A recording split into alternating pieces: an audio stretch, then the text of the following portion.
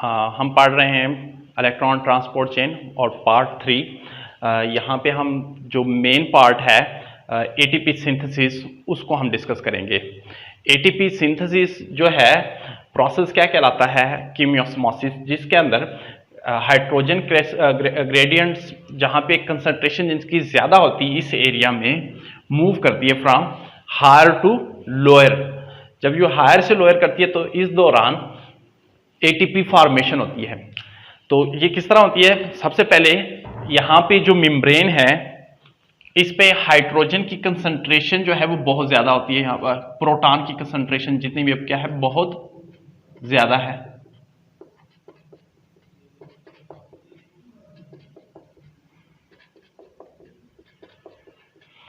यहाँ जितने भी प्रोटॉन थे जो यहाँ से मूव हुए थे या यहाँ से या इस थ्रू से यहाँ जो कलेक्टिव मेम्ब्रेन थे, थाउजेंड्स ऑफ प्रोटॉन जो थे वो क्या होंगे, ये जमा होंगे इस एरिया पे, सारे इस जगह पे जमा होंगे।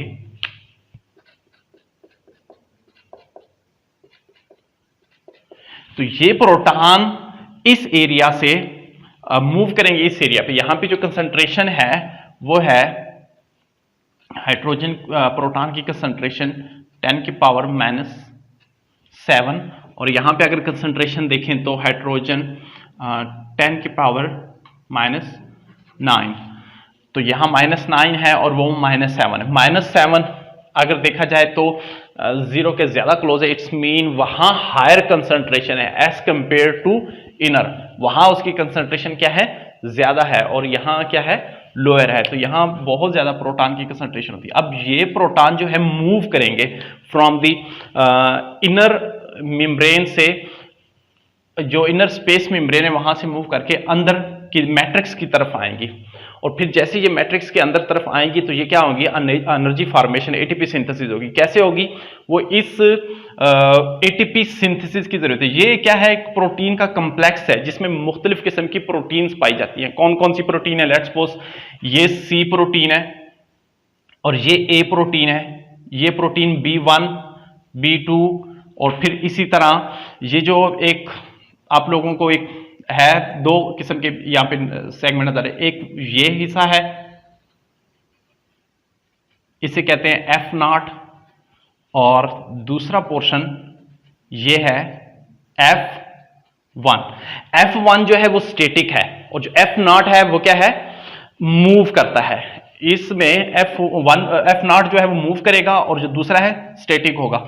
जो स्टैटिक है इसके अंदर फर्दर हमारे पास गैमा, अल्फा यहां पाई जाती हैं। अल्फा गैमा, 3 अल्फा होती हैं, 3 गैमा होती हैं, एक एप्सिलॉन, गैमा, अल्फा यहां पे मौजूद होती हैं। उसके साथ साथ ये इस जगह पे भी एक रॉड है और ये क्या है, रूटर, ये उसका रॉड है। रूटर के घूमने से क्या होता है, ये रॉड जो है घूमता है और फिर रॉड के घूमने से यहां पे एटीपी सिंथेसिस होती है। कैसे होगी वो मैं आपको बताऊं। सबसे पहले जो प्रोटॉन होंगी वो इस जगह से हायर कंसंट्रेशन से लोअर कंसंट्रेशन की तरफ आएंगी बाय पैसिव ट्रांसपोर्ट, यानी एनर्जी का इस्तेमाल नहीं होगा, बगैर किसी एनर्जी के। उसकी वजह है कि वहां पे उसके अमाउंट क्या है, ऑलरेडी ज्यादा है। ये हाइड्रोजन यहां मूव करेगी इस रास्ते से, यहां पे इसके साथ अटैचमेंट करेगी, एक एक अटैच होती रहेगी। और इसको, या फिर मैं इसको दूसरे कलर से, ये अटैच हो रहे। जैसे ही एक प्रोटॉन इसके साथ अटैच करेगा ये मूव करेगा, फिर एक और अटैच करेगा ये और मूव करेगा, फिर एक और यूं मूव करते हैं। आपको अगर मैं यहां पे इसकी डायग्राम कुछ दिखाऊं तो कुछ यूं करेगा, यानी पहला प्रोटॉन ये अटैच हो गया, फिर मूव करेगा, फिर दूसरा प्रोटॉन, फिर तीसरा प्रोटॉन, यूं प्रोटॉन मूव करते रहेंगे।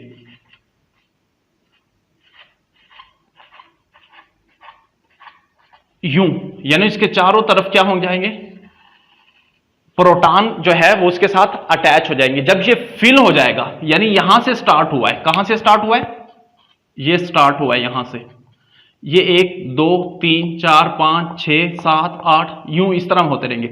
जैसे ये कंप्लीट हो जाएगा, ये वाला जो प्रोटॉन एंड वाला होगा ये फिर इस तरफ मूव करेगा, यानी यहां से होते होते हुए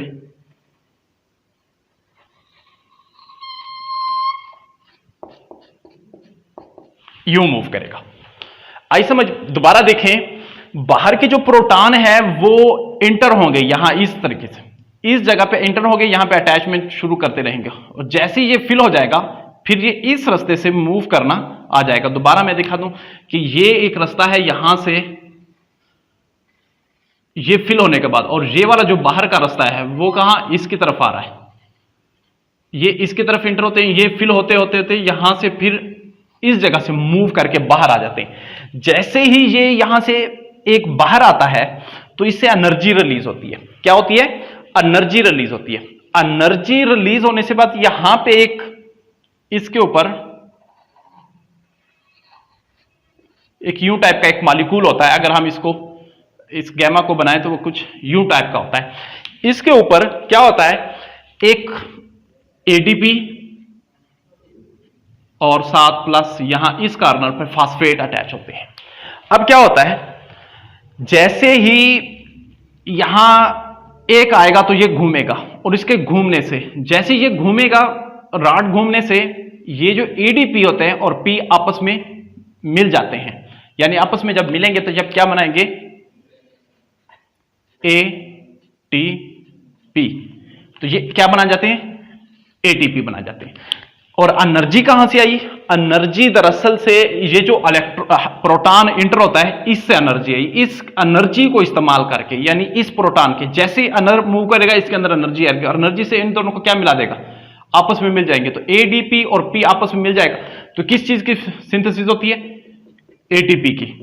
तो एटीपी की फॉर्मेशन होती है। सिंपली मैंने आपको बताया, बिल्कुल सिंपल, आप लोगों ने इसको ज्यादा कॉम्प्लिकेटेड नहीं लेना। दोबारा देखें क्या होता है कि इस तरफ हमारे पास प्रोटॉन की कंसंट्रेशन क्या है, बहुत ज्यादा है, और अंदर की तरफ क्या है, बहुत कम है। जैसे कि मैंने आपको बताया कि यहां पे जो प्रोटॉन की कंसंट्रेशन है वो क्या है, 10 की पावर -7, और यहां पे जो प्रोटॉन की कंसंट्रेशन है वो 10 की पावर -9। तो जो -7 है वो 0 के क्या है, नजदीक है। तो इस मतलब है यहां पे इसकी अमाउंट क्या है, ज्यादा है। तो वो ज्यादा से किसकी तरफ आएंगे, कम की तरफ, पैसिव ट्रांसपोर्ट होगी।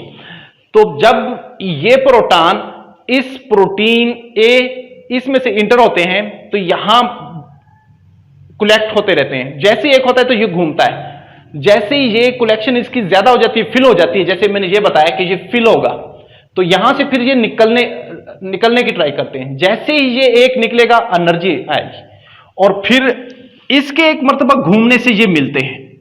अब जब ये कंप्लीट हो जाएंगे, तब जब ये घूमेंगे तो ये आपस में मिलेंगे और यहां से एनर्जी एटीपी बन जाएगी। फिर अब अगला नेक्स्ट आएगा तो दूसरा, फिर यहां से एक और निकल आएगा, फिर ये आपस में इकट्ठे होंगे एटीपी। तो यूं ये आते जाएंगे और ये एटीपी बनती जाएंगी। इसके बाद अगर हमने एक रेगुलेशन को पढ़ा था, हमने रेगुलेशन ग्लाइकोलाइसिस में भी पढ़ा था कि ग्लाइकोलाइसिस में ग्लूकोज के मिकदार को कैसे कंट्रोल किया जाता है। हमने ग्लूकोनियोजेनेसिस में भी रेगुलेशन को पढ़ा था। इसी तरह हमने क्रेब्स साइकिल के अंदर भी रेगुलेशन को पढ़ा था। तो इसी तरह इलेक्ट्रॉन ट्रांसपोर्ट चेन में भी एक रेगुलेशन है, जिसमें हम बाज़ औक़ात हमें एटीपी की मिकदार की ज्यादा जरूरत नहीं होती है, सेल के अंदर नहीं चाहिए होती, तो उसको रोकने के लिए यहां पे भी एक प्रोटीन होती है,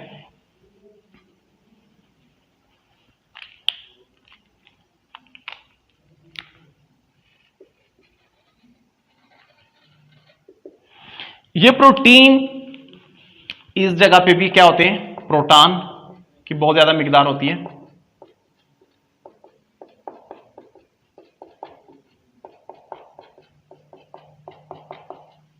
तो ये प्रोटॉन यहां से मूव करते हैं। तो ये अलाउ करता है, क्या करता है, इन प्रोटॉन्स को मूव करने का। क्या ये प्रोटॉन जो मूव करेंगे, क्या ये एनर्जी बनाएंगे? कभी भी नहीं बनाएंगे, क्योंकि ये जो है इसलिए मूव करवाता है कि इसकी ज्यादा सी मिकदार इस तरफ आए, उस तरफ ना जाए। अगर उस तरफ नहीं जाएगी तो क्या हो जाएगा, एनर्जी एटीपी नहीं बनेगी। तो ये इस तरफ उनको ले आता है। यहां अंदर कंसंट्रेशन क्या कर देगा ग्रेडियंट, ये यहां अंदर कंसंट्रेशन ज्यादा करता है, और वहां पे फिर क्या करता है, लो, जितना वो लो होगी उतनी ज्यादा एटीपी क्या होगी, नहीं बनेगी। तो इस तरह एटीपी को रेगुलेशन करने के लिए भी यहां पे एक खास किस्म की प्रोटीन है जो उसको रेगुलेशन का काम करती हैं। एक तो होगी यहां एटीपी सिंथेसिस। दूसरी बात यहां पे जो मेन रह गई है, एटीपी दरअसल एनएडीएच से कितने एटीपी बनते हैं और एफएडीएच से कितने एटीपी बनती है। और फिर ये एक और मेन क्वेश्चन है कि किस जगह पर एनएडीएच में एनर्जी बनती है और फिर एफएडीएच के किस मकाम पे एनर्जी बनती है। अगर हम देखें कंप्लेक्स वन से और एनएडी और कंप्लेक्स वन और क्यू इनके दरमियान एक एटीपी बनती है। जैसे ही ये चार्ज होता है तो ये अपने इलेक्ट्रॉन ट्रांसफर करता है तो यहां पे एक एटीपी बनती है। फिर इसी तरह ये कंप्लेक्स 2 पे कोई एनर्जी नहीं बनती, कंप्लेक्स 1 पे एक एनर्जी बनती है क्योंकि एनएडीएच 3 एटीपी बनाते हैं। तो एक कंप्लेक्स 1 पे बनेगी, कंप्लेक्स 3 पे बनेगी और कंप्लेक्स 4 पे। तो कंप्लेक्स 4 पे कैसे बनेगी, जैसे ही ये वाला क्यू जो एंजाइम है ये जब इस तरफ इसको पास लेके आएगा तब ये एनर्जी फॉर्मेशन करेगा। तो कंप्लेक्स 2 पे भी एक एनर्जी बनती है। तो इस तरह इलेक्ट्रॉन जब साइटोक्रोम से कंप्लेक्स 4 में आएंगे तो यहां पे भी एक एटीपी बनेगी, यानी एनएडीएच की सूरत में 3 एटीपी बन रही। एक एटीपी इस जगह पे यहां से इसके दरमियान मूव करेगा तो एक एटीपी बन गई, और एक एटीपी जब ये मूव करेगा इस तरफ आएगा तो ये दूसरी एटीपी यहां पे बनेगी, और तीसरी एटीपी जो साइटोक्रोम से इस तरफ आएगी तो ये 3 एटीपी। तो एक एनएडीएच 3 एटीपी बनाता है। सेम सिचुएशन अब दूसरी एफएडीएच कितनी एटीपी के इक्वल होता है, एफएडीएच यहां से इस तरफ मूव करेगा तो कितनी बनाएगा, एक एटीपी सिंगल। और फिर जब ये मूव करेगा यहां से इस जगह से, ये क्योंकि नहीं बनाता कंप्लेक्स 1, यहां से मूव करेगा तो कितनी बन जाएगी, एक एटीपी। मैं इसको ग्रीन से शो करवा देता हूं, यानी जब ये कंप्लेक्स 2 से यहां से कोई एटीपी नहीं, ये जब ये जाएगा तो ये एक एटीपी बन गई। सेम इसी तरह दूसरी एटीपी बन गई। तो जो एफएडी होगा, एफएडी ये 2 एटीपी फॉर्मेशन होती है। तो ये था हमारा इलेक्ट्रॉन ट्रांसपोर्ट चेन, जहां पे एटीपी सिंथेसिस को हम कहते हैं, यहां पे इसका इलेक्ट्रॉनों का गुजरना यहां से इस हायर कंसंट्रेशन से लोअर कंसंट्रेशन की तरफ, इसे कहते हैं केमियोस्मोसिस। और इस तरह एटीपी की फॉर्मेशन होना ऑक्सीडेटिव फास्फोरिलेशन कहलाता है। ऑक्सीडेटिव फास्फोरिलेशन होती है यहां पे, जिसके तहत एटीपी बनाई जाती है। ठीक है स्टूडेंट, अगर आपके माइंड में कोई क्वेश्चन है तो कमेंट बॉक्स में जरूर कीजिएगा।